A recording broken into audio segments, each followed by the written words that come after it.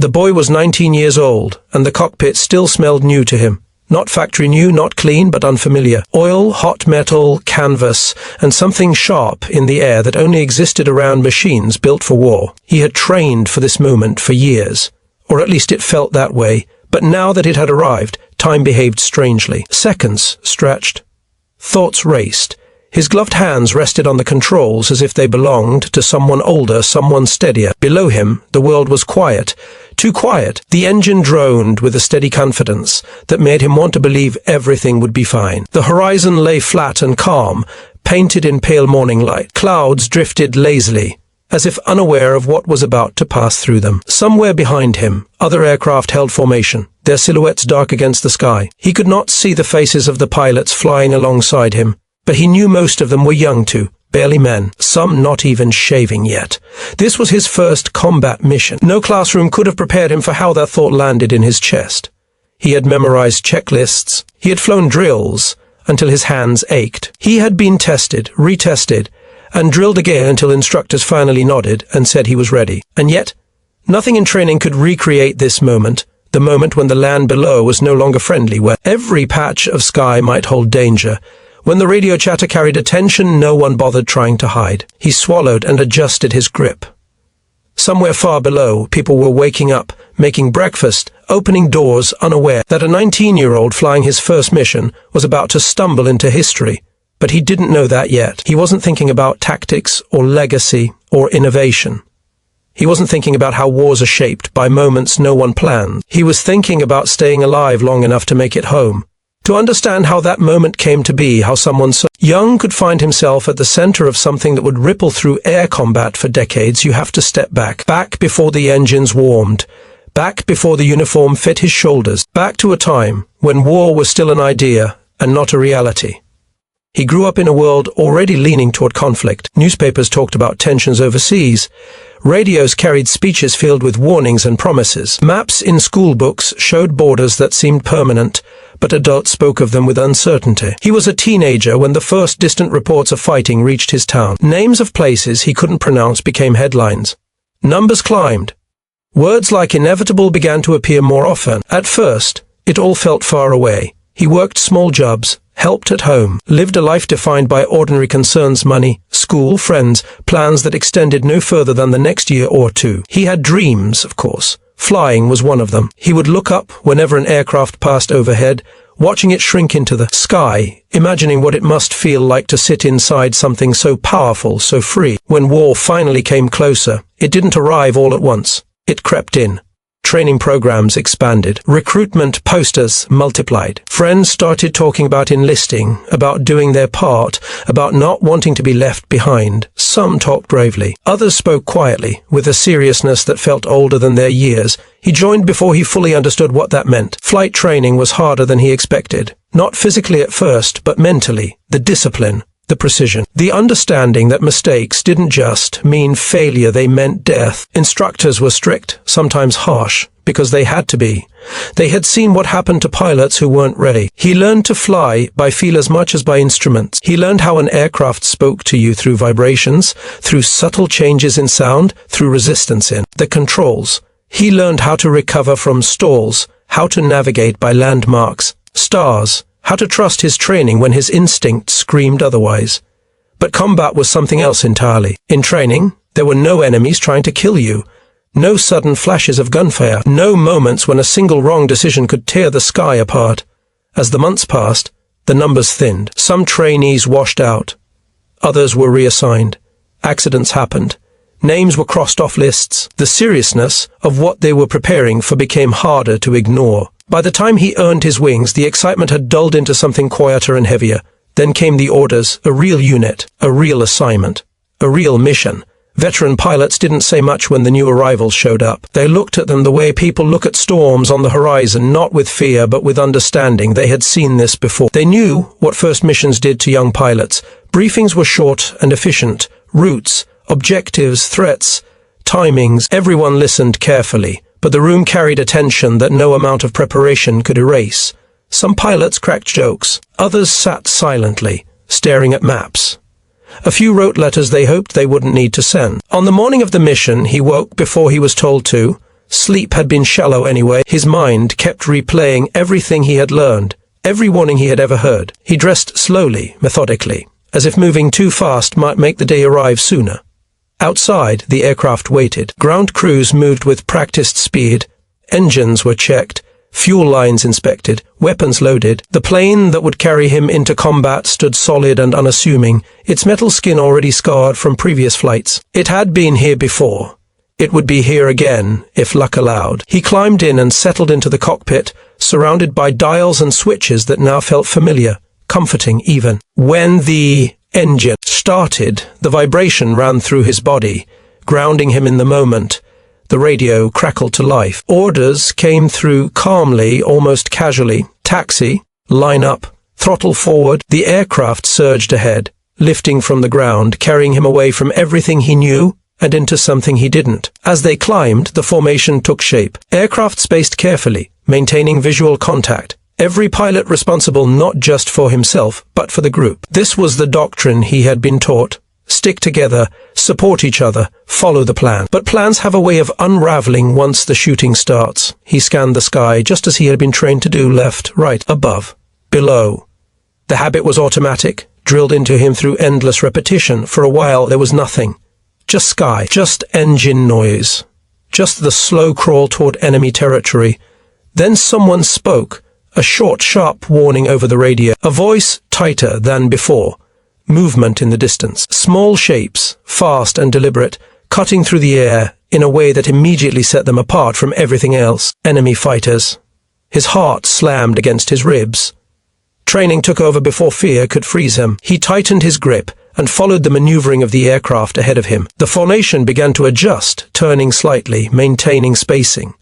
The enemy closed fast. Everything he had been taught told him what should happen next, how this kind of engagement was supposed to unfold, which maneuvers were standard, which responses were expected. But reality did not wait for doctrine. The first shots flashed across the sky, thin lines of light that made his breath catch. He reacted without thinking, banking instinctively to avoid what felt like a direct threat. His aircraft moved out of position, just slightly, just enough to break the clean geometry of the formation. For a split second, he realized he was doing something wrong. Then something unexpected happened. But, moving the way he did, he crossed paths with another aircraft, one of his own. Their paths intersected in a way no training diagram had ever shown him. It wasn't planned, it wasn't ordered. It was instinct, layered on top of fear. The enemy pilot followed him, just as expected. But when the enemy committed to that pursuit, the other friendly aircraft suddenly had a clear shot. Gunfire erupted. The enemy fighter veered away, trailing smoke, disappearing into the distance. The sky shifted again. Chaos layered over chaos. Shouts on the radio. More aircraft, diving, climbing, crossing paths in a deadly ballet. That defied everything he thought he understood about air combat. He didn't have time to analyze it. He barely had time to breathe. Another enemy fighter swung in behind him. Warning lights flashed. His pulse roared in his ears. He reacted the same way again, banking hard, pulling into a turn that felt too tight, too aggressive. Once more, his path crossed with a friendly aircraft. Once more, the enemy followed. Once more, gunfire cut through the sky. It worked again. He didn't know why. He didn't think about why. He just knew that somehow, by doing what felt natural in that moment, he was surviving. Around him, other pilots began doing the same thing, some consciously, others simply reacting to the shifting geometry of the fight. The sky filled with intersecting arcs, with aircraft protecting one another, not by staying rigidly in place, but by moving dynamically, fluidly. Minutes felt like hours. When the enemy finally broke off, retreating into the distance, the silence that followed felt unreal. His hands shook as he steadied the aircraft. His breath came fast and shallow. The radio slowly returned to something resembling order. They regrouped, counted heads, assessed damage. Only then did the weight of what had just happened begin to settle in. He had survived his first mission, but more than that, something else had happened, something no one yet fully understood. As they turned for home, the sun breaking through the clouds, he replayed the fight in his mind, the turns, the crossings, the way the enemy had been drawn into vulnerable positions without him ever intending it. He didn't have words for it. He didn't know it would matter. He only knew that the sky felt different now, less predictable, less rigid, more alive. And somewhere behind him, older pilots were thinking the same thing. They just didn't realize yet that a 19-year-old on his first mission had accidentally shown them a new way to fight. That understanding would come later, much later, when the war demanded it. By the time the aircraft touched down, the adrenaline had barely faded. Engines shut down one by one, leaving behind a strange ringing silence that made everything feel unreal. He climbed out of the cockpit on unsteady legs, the ground suddenly unfamiliar after hours in the air. Around him, pilots removed helmets, wiped sweat from their faces, laughed too loudly, spoke too fast. It was the kind of laughter that came from relief, not joy. He stood there for a moment, unsure what to do with himself. Ground crew rushed in, inspecting damage, counting bullet holes, touching scorched metal with careful hands. Someone clapped him on the shoulder and said something he didn't fully hear. Another pilot grinned at him, eyes wide, and shook his head as if still trying to understand how they had all made it back. Debrief came quickly. They gathered in a room that smelled of dust and stale coffee. Maps were rolled out, timelines reconstructed. Voices overlapped as everyone tried to explain what they had seen. Enemy numbers, directions of attack, maneuvers, mistakes, close calls. When it came time for him to speak, he hesitated. He explained what he had done, as simply as he could. How he had broken formation, how he had turned sharply when he felt threatened, how enemy fighters had followed him, and how friendly aircraft had been able to take advantage of that. There was a pause when he finished. Not an angry pause. Not a dismissive one. A thoughtful one. Some of the older pilots leaned back in their chairs. Others leaned forward. A few exchanged glances. Someone asked him to explain it again, slower this time. Another asked him to draw it. He took a pencil and traced lines across the map. Arcs and intersections. Paths that crossed instead of running parallel. Movements that felt wrong according to the rule book, but had worked in the sky. No one said it out loud yet, but something had shifted. In the days that followed, that mission was replayed again and again, not just in his own mind, but in conversations, in quiet discussions between experienced pilots, in late-night arguments fueled by exhaustion and urgency. What had happened wasn't luck alone. There was a pattern there, a logic that challenged the way air combat had been taught. Until then, doctrine emphasized order. Formations were meant to be stable, predictable, tightly controlled. Pilots were taught to hold positions, to move as a unit, to avoid unnecessary separation. The idea was safety in structure, protection through discipline. But the fight they had just survived told a different story. The enemy didn't attack formations as clean shapes on a board. They attacked moments of hesitation, gaps, predictable movement. They hunted certainty. What the 19-year-old had done without planning it introduced uncertainty. By crossing paths with friendly aircraft, he had forced the enemy into choices they didn't expect. Commit to a pursuit and expose yourself. Break off and lose the advantage. In those split seconds, the initiative shifted. It wasn't just evasion. It was bait. The realization unsettled some pilots. There were arguments, heated ones, voices raised over maps and diagrams. Some insisted it was too dangerous, too chaotic, too dependent on instinct. Others argued that chaos was already there, whether they acknowledged it or not. One veteran pilot summed it up quietly. The sky doesn't care about our rules. They began experimenting. Not officially at first. Nothing written down. Just subtle changes during patrols and training flights. Slight deviations from standard formation, more flexible spacing, intentional crossing movements when enemy contact was expected. Results came quickly. Enemy pilots began making the same mistakes again and again, chasing targets they thought were isolated, only to find themselves suddenly vulnerable. Engagements became shorter. Losses dropped. Confidence grew. The 19-year-old watched all of this with a strange mix of pride and disbelief. He hadn't set out to change anything. He hadn't even realized he was doing something new. He was just trying not to die. But now, experienced pilots asked him questions, not as a superior or subordinate, but as someone who had seen something they hadn't. Someone whose instincts had revealed a truth training manuals had missed. The tactic began to spread. Other units noticed. Reports circulated, carefully worded, stripped of emotion, but heavy with implication. Words like fluid engagement and dynamic mutual support appeared in briefings. Instructors started adjusting lessons. Diagrams changed. What had started as an accident became intentional. And as it did, the young pilot's world changed too. Combat missions no longer felt like isolated events. They felt like chapters in an ongoing test where every flight added to a growing body of experience. Each engagement taught something new, not just about the enemy, but about human behavior under pressure. One interesting pattern emerged quickly. Enemy pilots were trained just as rigidly as they were. Their tactics relied on expectation. They assumed their opponents would respond in predictable ways. When that didn't happen, hesitation crept in.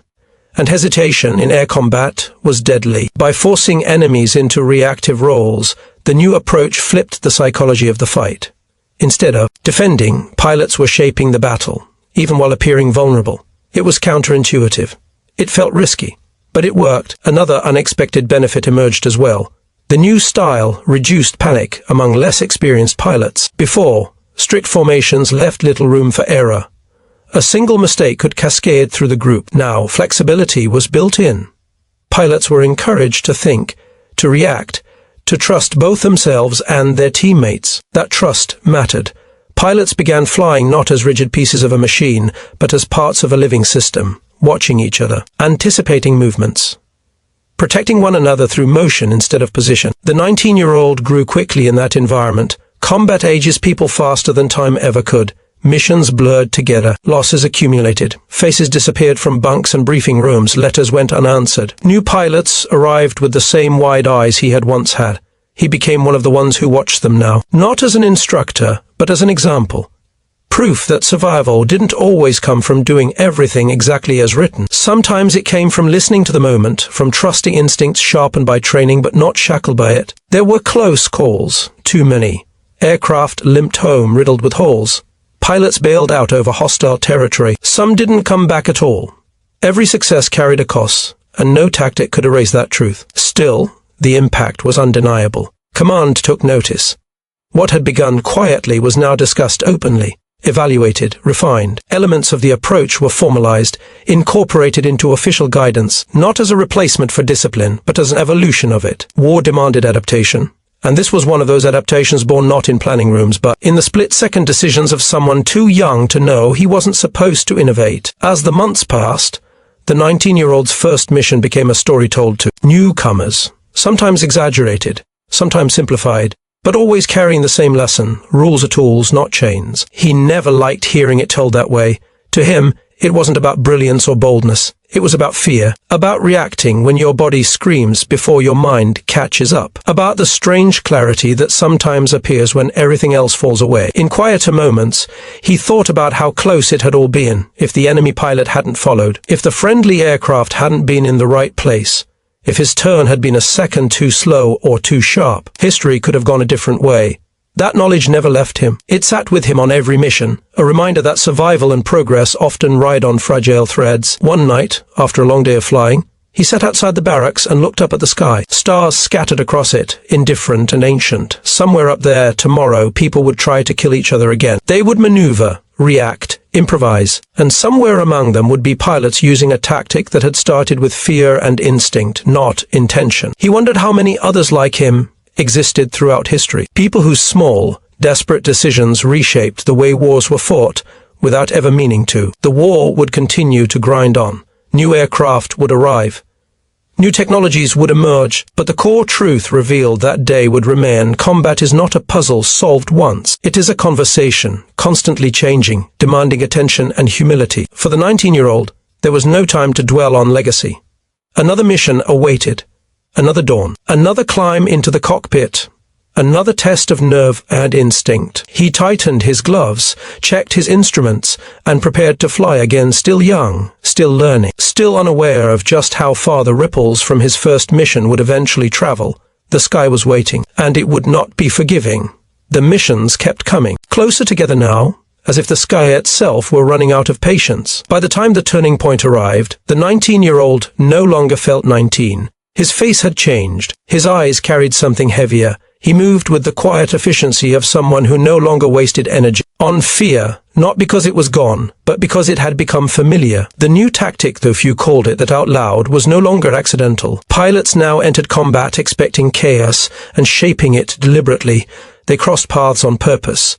They baited pursuits. They trusted that someone else was watching, waiting for the moment when an enemy committed too hard, too fast, too confidently. But every evolution invites a response.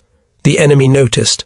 At first, they were confused. Reports described engagements that made no sense. Pilots complained that targets behaved unpredictably, that formations seemed to dissolve and reform at will. Command dismissed some of it as stress, as exaggeration, as excuses for losses. Then patterns emerged. Enemy pilots began adjusting. They became more cautious, less willing to chase, more defensive. The sky grew more dangerous again, not because the tactic had failed, but because the advantage it once provided was no longer guaranteed. This was the moment when theory met consequence. During one mission, everything nearly collapsed. The formation encountered heavier resistance than expected, more enemy fighters, better coordination.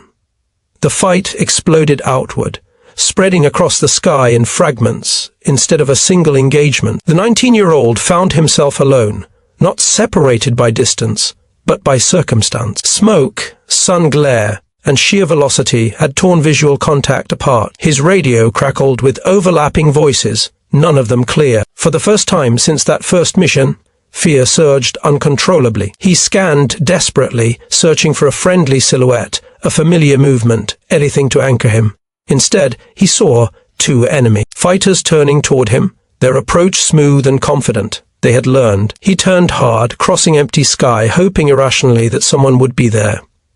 No friendly aircraft appeared. No gunfire cut across his path. The enemy stayed disciplined. They didn't overcommit. They didn't rush. They herded him, forcing him into tighter and tighter maneuvers, draining speed, draining options. This was the cost of evolution. The moment when yesterday's solution became today's vulnerability. His aircraft shuddered as rounds struck nearby. Warning lights flickered. The engine coughed. Training screamed at him to break away, to dive, to run. Instinct whispered something else. He did something unexpected. Instead of trying to escape, he slowed. It was a terrible idea on paper. Slowing made you vulnerable. Slowing made you an easier target. Slowing went against everything drilled into him. But slowing also changed the geometry. The enemy pilots overshot, just slightly, just enough. One corrected quickly, the other hesitated. That hesitation was all it took. A friendly aircraft burst through the cloud cover like a ghost, guns blazing. One enemy fighter spiraled away, out of control. The other disengaged instantly, disappearing into the haze. The 19-year-old flew on, heart hammering, barely believing he was still alive. When he landed, his hands would not stop shaking. That mission marked the true climax of the story, not because it was the most dramatic, but because it revealed the full shape of what had been set in motion. Innovation was not a moment. It was a cycle. Every tactic worked only until someone learned how to counter it. Every advantage demanded constant adaptation. What mattered was not the specific maneuver, but the mindset behind it. Flexibility, awareness, trust. The debrief that day was quieter than usual. There was no celebration, no jokes, just careful analysis, honest admission of how close it had been, how the enemy was learning, how complacency could kill them all. The 19-year-old spoke again, but this time his voice carried weight. He talked about that moment of slowing down, about how breaking expectation, even his own, had shifted the fight, about how rigid thinking, even in flexible systems, was still rigidity. Others nodded. They had felt it too. The doctrine changed again, subtly but decisively. Less emphasis on repeating maneuvers, more emphasis on understanding why they worked. Pilots were encouraged not just to follow patterns, but to recognize when patterns were forming and when to break them. This philosophy outlived the war. Long after the 19-year-old stopped flying combat missions, long after newer aircraft replaced the ones he knew, the lessons remained. Air combat manuals would later describe principles without ever naming him. Concepts born from instinct would be given formal language. Diagrams would appear clean and logical, hiding the fear and improvisation that had created them. History rarely remembers accidents kindly. It prefers heroes with plans, geniuses with foresight, leaders who knew exactly what they were doing. But the truth is messier. The truth is that a teenager, terrified on his first mission, reacted honestly to danger. He moved the way fear told him to move, and in doing so, he revealed something deeper about combat that survival favors those who can adapt faster than their enemies can predict. Years later, when asked about that first mission, he struggled to explain it. He talked about noise, about confusion, about not wanting to die. He dismissed the idea that he had invented anything. "I just flew," he said. "I just reacted." That humility was real. He never saw himself as a tactician. He never chased recognition. He carried the memory quietly, alongside memories of friends who never came home, of skies that still visited him in dreams. But whether he wanted it or not, his first mission had changed something fundamental. It challenged the belief. That experience was the only source of innovation. It showed that clarity sometimes comes not from mastery but from necessity. That fresh eyes, unburdened by expectation, can see paths others overlook.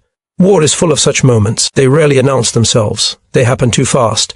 They are buried under noise and loss and urgency. Only later do people trace the lines backward and realize where something truly began. In this case, it began with a 19-year-old gripping unfamiliar controls, flying into hostile sky for the first time, believing his only goal was to survive. He did more than that. He reminded everyone watching then, and now, that progress is often born from fear, not confidence. From reaction, not intention. From people who don't yet know what's impossible. The sky has always belonged to those willing to adapt, and sometimes the ones who change it forever are the ones least prepared to do so. They're just young enough to try something different, and brave enough to live through it.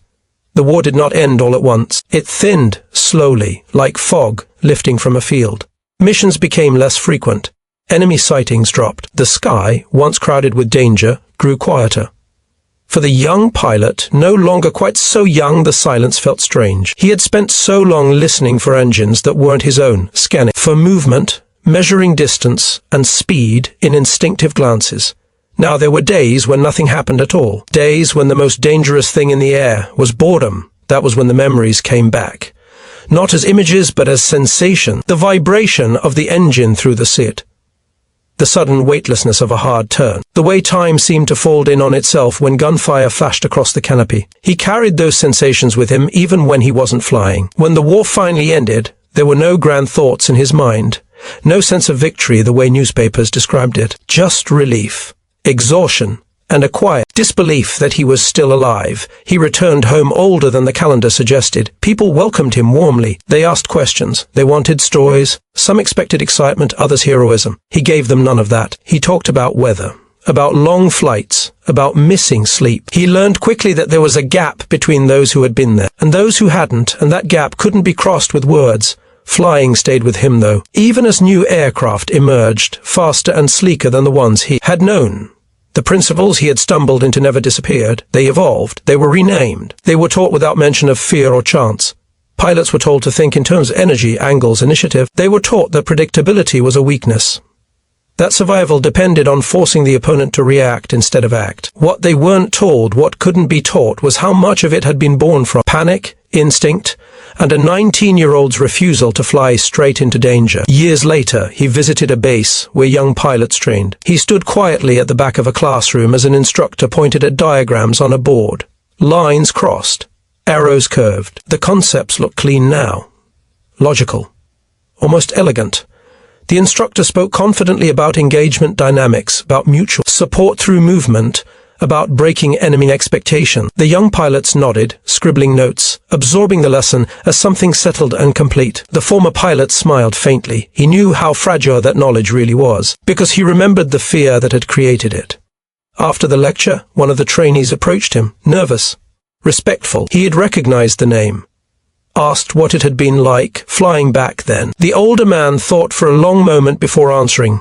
It was loud, he said, and fast, and confusing, mostly confusing. The trainee looked disappointed, waiting for something more dramatic. The older man added, "If you ever feel like you know exactly what's about to happen up there, be careful.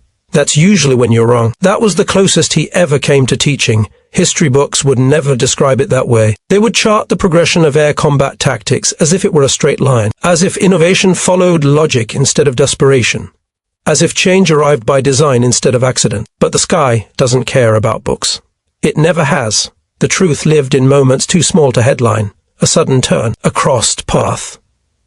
A split second of hesitation from an enemy pilot who expected something different. That was where the future had quietly begun. Long after he stopped flying, long after his name faded from briefings and rosters, the ripple remained. Pilots who had never heard of him still flew by principles shaped by his first mission, still trusted motion over rigidity, still understood sometimes without knowing why that unpredictability was power. He lived a long life. A quiet one. He attended reunions where fewer faces appeared each year. He listened as others told stories he remembered differently. He accepted that memory, like combat, was shaped by perspective. In his final years, when flying was something he did only in dreams, he would sometimes look up at passing aircraft and feel a familiar tightening in his chest. Not fear, not excitement, recognition. The sky had given him everything, and taken much in return. If you asked him what mattered most from that first mission, he wouldn't talk about tactics, or history, or impact. He would talk about trust, trust in instinct, trust in teammates, trust in the idea that even when everything feels out of control, there is still a way through if you're willing to adapt. That lesson extends far beyond war. It lives wherever people face uncertainty, wherever plans fail, wherever someone young, inexperienced, and afraid is forced to act without knowing the outcome. Sometimes progress doesn't come from knowing what you're doing. Sometimes it comes from doing the only thing you can and surviving long enough to realize it mattered. And that is how a 19-year-old flying his very first mission accidentally changed the way combat was fought. Not by trying to, but by refusing to freeze when it mattered most.